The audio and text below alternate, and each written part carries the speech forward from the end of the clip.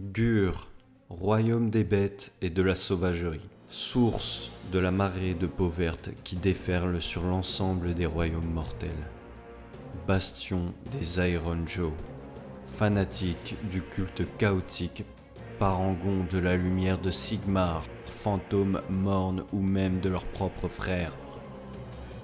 Les Iron Joe ne reculent jamais face à un bon combat.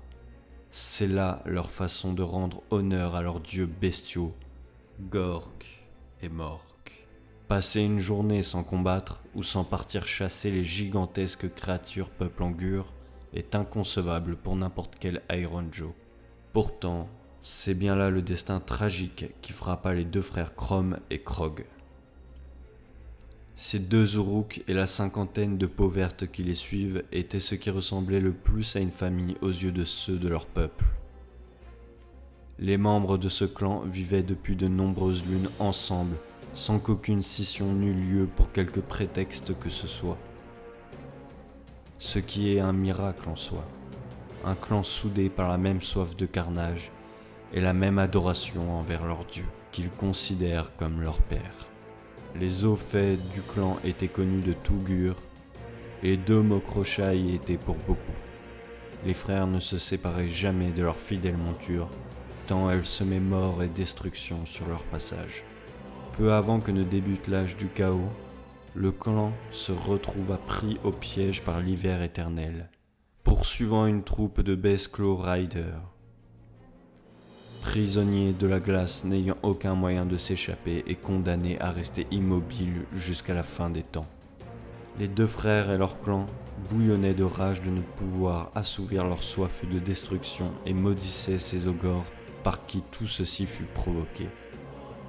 Une profonde haine naquit dans le cœur des deux frères, à l'encontre de ces fils illégitimes de leur dieu.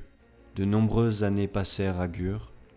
L'âge du chaos succéda à l'âge des mythes qui laissa également sa place à l'âge de Sigmar.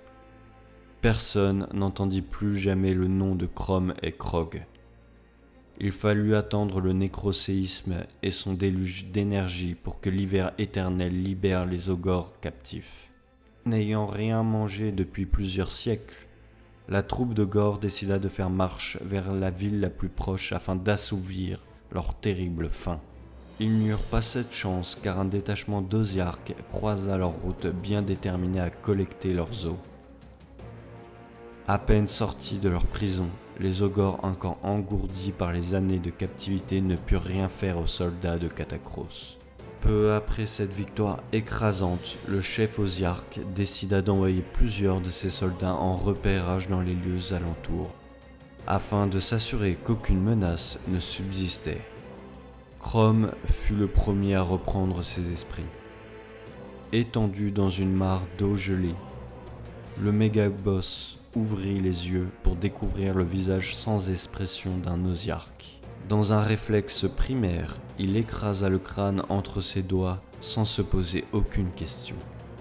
Il croisa le regard de son frère Krog, allongé non loin de lui.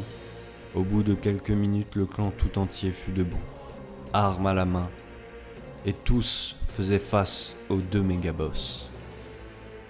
Le regard empli de rage, après tant d'années prisonniers de l'hiver éternel, sans se demander pourquoi la couleur de leur peau avait changé ni comment leur prison avait été brisée. Les deux frères hurlèrent de la façon la plus tonitruante qu'ils n'eurent jamais fait de toute leur existence. Le seul mot dont tout Uruk ne comprenne pleinement la signification. Il était enfin temps de reprendre la voie.